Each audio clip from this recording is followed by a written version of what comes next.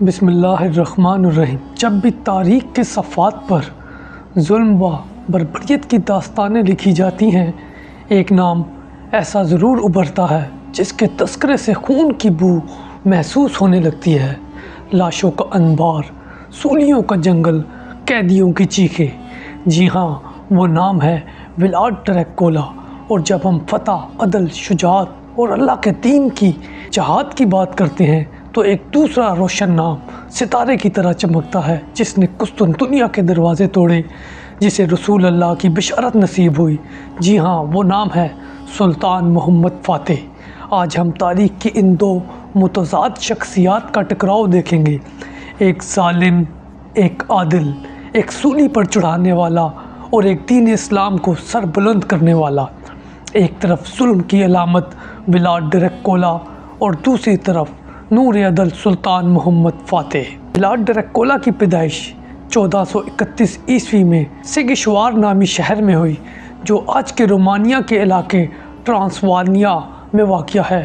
وہ ولاچیا کے شہزادوں میں سے تھا، جس کا والد ولاد دوم تھا، جسے ولاڈ ڈریکل کہا جاتا تھا۔ ڈریکل لاطینی زبان کے لفظ یعنی ڈریگن سے نکلا ہے، اور اسی نسبت سے ولاد کو ڈریکولا یعنی ڈریگن کا بیٹا یا شیطان کا بیٹا کہا گیا ہے۔ ولاڈ ڈریکولا کا بچپن سلطنت عثمانیہ کی قید میں گزرا۔ یہ قید کسی عام قیدی کی نہیں تھی، بلکہ سیاسی یرغمالی کی حیثیت سے تھی۔ اس وقت کے عثمانی سلطان مراد ثانی سلطان محمد فاتح کے والد نے ولاقیہ کے حکمران کو مجبور کیا کہ وہ اپنے بچوں کو دربار عثمانی بھیجے تاکہ ان کی وفاداری یقینی بنائی جا سکے۔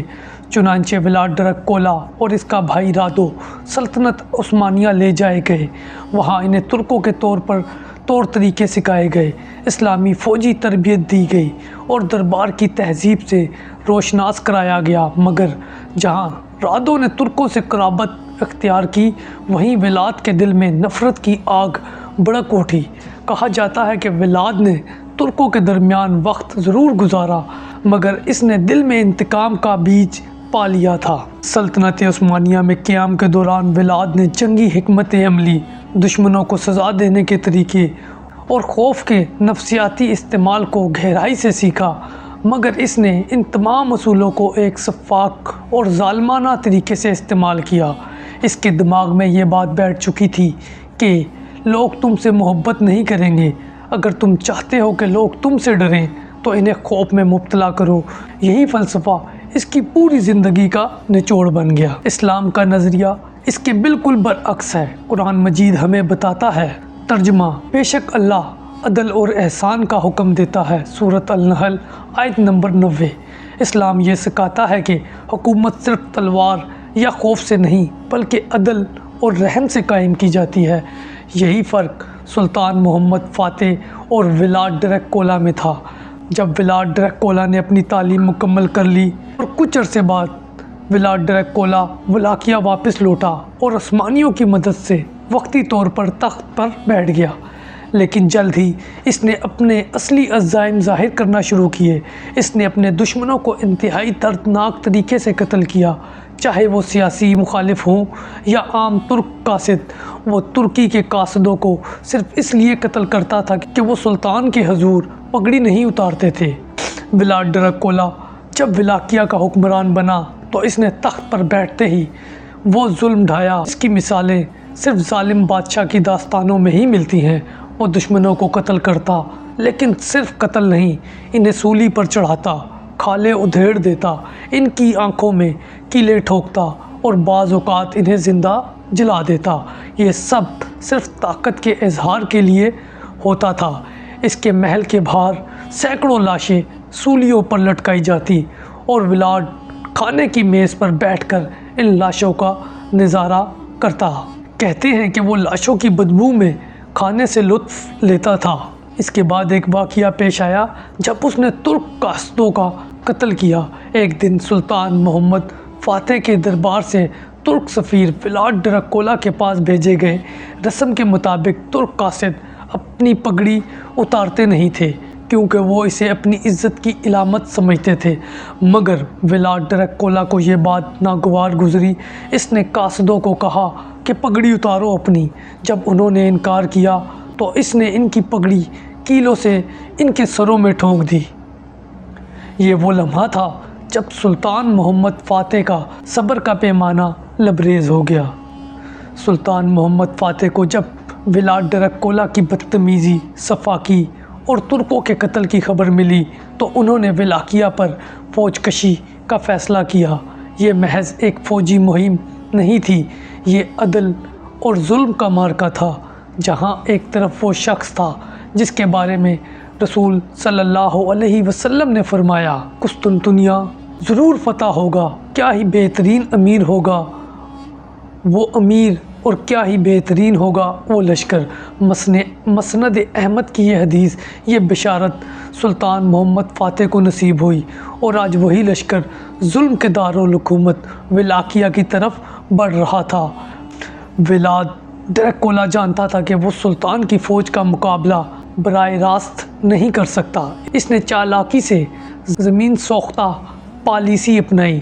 راستے میں اس نے کئی کھیت جلا دیے، پانی کے کنوؤں کو زہر آلود کر دیا، گاؤں کے گاؤں خالی کرا دیے اور ان میں آگ لگا دی۔ ہر جگہ سولیوں پر لاشیں لٹکا دی تاکہ فوج خوفزدہ ہو جائے۔ یہ سب کچھ اس نے نفسیاتی جنگ کے طور پر کیا۔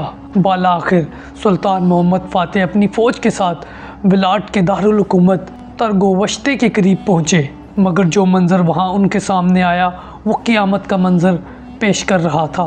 20,000 سے زائد ترک سپاہیوں کی لاشیں سولیوں پر لٹکی تھی، زمین پر انسانی کھوپڑیاں، خون اور تعفن۔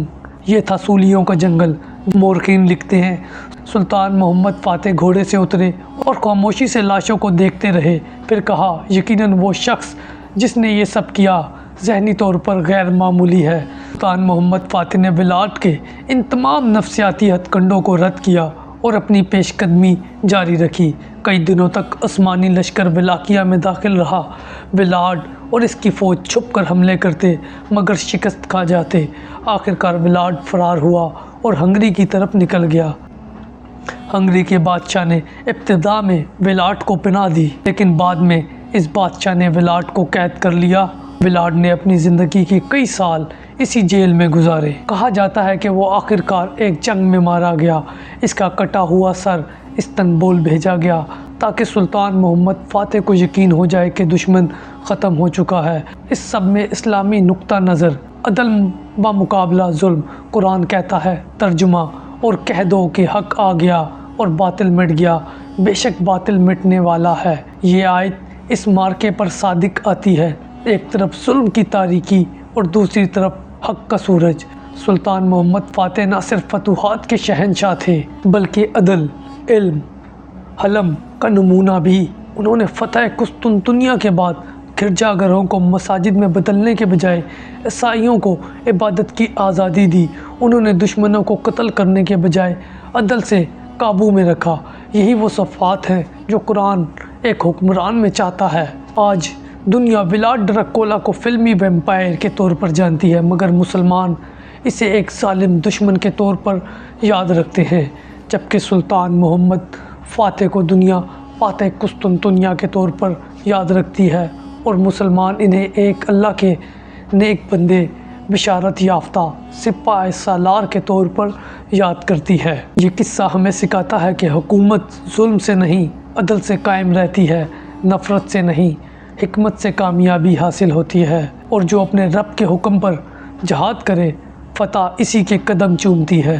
امید ہے آپ سب کو میری یہ کاوش پسند آئی ہوگی۔ اگر آپ لوگوں کو یہ پسند آئی ہے تو پلیز میرے چینل کو سبسکرائب کریں اور ویڈیو کو جتنا ہو سکتا ہے شیئر کریں، تاکہ آئندہ بھی میں آپ کے لیے ایسے تاریخی ویڈیو لا سکوں۔ السلام علیکم۔